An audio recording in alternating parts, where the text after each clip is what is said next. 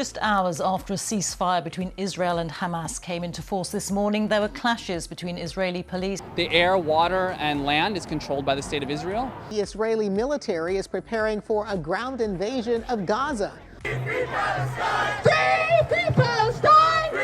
Free Palestine! At 2 in the morning, the ceasefire started. In Gaza, time to celebrate survival. Media bias and the Israeli conflict. Let's delve into a topic that's been causing quite a stir lately: media bias and its role in shaping our perceptions of international conflicts, with a specific focus on the Israeli-Palestinian conflict. It's almost impossible to ignore the ongoing scrutiny of news outlets like MSNBC, who find themselves under the spotlight for their portrayal of this long-standing and complex issue. What's got people talking is the distinct impression that those media giants might be leaning in a certain direction. It's as though they've painted Israel as the proverbial villain in this narrative, and that's left more than a few eyebrows raised. It's not a matter of taking sides, it's about seeking a balanced and impartial perspective on an intricate global matter. The question that lingers is whether these media outlets are intentionally or inadvertently tilting their coverage. Are they favoring one side over the other, and if so, why? As we watch the news reports, it's hard not to wonder if there's more to the story than meets the eye. The air, water, and land is controlled by the State of Israel. And in Jerusalem, Palestinians were up late too, delighted that Hamas declared they were fighting for Palestinian. We didn't want this war. It was forced upon us in the most brutal and savage way. It's a question that demands a closer look at how media coverage can influence our understanding of conflicts that stretch far beyond our borders. Consider, for instance, the way news anchors and correspondents choose their words and frame their stories. Is there a subtle bias in the language they use? Are certain events highlighted while others are downplayed? These are crucial questions to ponder as we strive to gain a more comprehensive view of international conflicts. In the case of the Israeli-Palestinian conflict, the intricacies and historical nuances are mind-boggling. It's a complex web of political, cultural, and historical elements that require a thorough and unbiased examination. Yet, as we tune into these news outlets, it's hard to shake the feeling that the picture we're getting is somewhat one-sided. This isn't about pointing fingers or laying blame. It's about recognizing the impact that media bias can have on our perception of the world. It's about challenging ourselves to dig deeper, to seek out multiple perspectives, and to be critical consumers of information. In a world where information is at our fingertips, it's more crucial than ever to approach news coverage with a discerning eye. The Israeli-Palestinian conflict is just one example of how media bias can shape our understanding of complex global issues, and it's a reminder that we should never take what we see at face value. Progressive politics and calls for de-escalation. Now let's pivot to a topic closer to home: U.S. politics, particularly the progressive side of the aisle. It's quite intriguing how the Israeli-Palestinian conflict has become a hot-button issue for progressive politicians like Ilhan Omar and Alexandria Ocasio-Cortez, especially considering their stances on gun control and other domestic policies. These progressive politicians are vocal advocates for de-escalation and a ceasefire in the Israeli-Palestinian conflict. This tells us a lot about how political ideology influences not only domestic policy decisions, but also how these politicians handle international matters. It's like peering into the colorful world of progressive politics in the U.S., where their stance on foreign affairs often aligns with their values and principles. In the context of the Israeli-Palestinian conflict, their calls for de-escalation may seem consistent with their broader positions on violence and conflict resolution. Israeli and Palestinian supporters are rallying across the U.S. over the conflict in the Middle East. The Israeli military is preparing for a ground invasion of Gaza. Hamas still has at least 100 Israeli hostages who they vow to execute. From the river to the sea, Palestine will be free. It's not just about what's happening thousands of miles away. It's about how these politicians view peace, human rights, and diplomacy on a global scale. What's particularly intriguing is the connection between their positions on international conflicts and their stance on domestic issues like gun control. In the U.S., progressive politicians often advocate for stricter gun control measures, emphasizing the importance of reducing violence within their own borders. This dovetails with their calls for de-escalation in international conflicts, highlighting a consistent commitment to minimizing violence and protecting lives, whether at home or abroad. Examining their positions on the Israeli-Palestinian conflict provides us with a window into their approach to diplomacy and their vision for a more peaceful world. It also underscores the interconnectedness of domestic and international politics. Whether it's advocating for stricter gun control measures or calling for a ceasefire in a distant conflict, these politicians are driven by a vision of a safer and more equitable world, one where violence is minimized and human rights are upheld. The victim-blaming narrative. Let's dive into a rather peculiar but thought-provoking similarity that transcends geographical borders, the blame game. It's a phenomenon that echoes across the Israeli-Palestinian conflict and our domestic debates on gun control. In both contexts, it's as if society has a knack for pointing fingers when complex issues arise. In the Israeli-Palestinian conflict, it's not uncommon to hear media and politicians emphasize the need for de-escalation, while subtly implying that one side bears more responsibility for the ongoing turmoil. It's like a scripted narrative where assigning blame becomes a priority.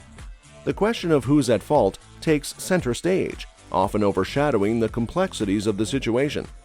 Now, take a leap across the ocean to our domestic debates on gun control, and you'll find a strikingly familiar scenario. Palestinian rally in March was held for several hours this afternoon out here, starting outside of the Israeli consulate. Free Palestine! Free Palestine! Free Palestine! Violence at the holy site was one of the flashpoints that led to the 11-day conflict, which has ended with both sides. In these discussions, there's a recurring theme of discouraging individuals from defending themselves, and at times, placing blame squarely on the victims. It's akin to déjà vu, but in an entirely different context. The notion that defending oneself is somehow discouraged or stigmatized leaves many scratching their heads. This common theme forces us to contemplate how society grapples with intricate issues and decides who should shoulder the blame. Whether it's a conflict thousands of miles away or a debate happening within our borders, the dynamics are oddly reminiscent. It makes you wonder about the broader patterns in how we perceive responsibility and accountability, especially in situations where lives are at stake. In both cases, the victim-blaming narrative emerges, prompting us to question our collective response to complex challenges. It's a perplexing phenomenon that challenges our perceptions of justice, accountability, and empathy. Whether in international conflicts or domestic policy discussions, understanding why this narrative persists is a critical step toward navigating these intricate issues with greater nuance and sensitivity. Language and rhetoric in shaping public opinion. Time to roll up our sleeves and delve into the fascinating world of language and rhetoric. You see, these elements are like the secret sauce that shapes public opinion, whether we're talking about international relations or the fiery debates surrounding gun control. Words have an uncanny ability to influence how we perceive the world, and it's all a bit sneaky, isn't it? Consider phrases like responsibility and violations of human rights. They're carefully crafted linguistic tools designed to tug at our heartstrings, to evoke emotion and empathy. It's as if these words are expertly wielded to make us see things in a whole new light. It's not just about conveying facts. It's about packaging them in a way that resonates deeply with our values and beliefs. Peek behind the linguistic curtain, and you'll discover that rhetoric has a mighty grip on how we view events, individuals, and entire nations. It's a formidable force that can turn the tide of public opinion and, by extension, influence policy decisions. This is where the power of language truly shines. In the context of the Israeli-Palestinian conflict, these words and phrases are carefully chosen to frame the narrative. Just hours after a ceasefire between Israel and Hamas came into force this morning, there were clashes between Israeli police. Gaza, which we can talk about just specifically, is the largest, it's the most densely populated place on earth. It's essentially an open-air prison. At 2 in the morning, the ceasefire started. In Gaza, time to celebrate survival. When we hear about responsibility in the conflict, it can stir feelings of blame or accountability, depending on how it's used.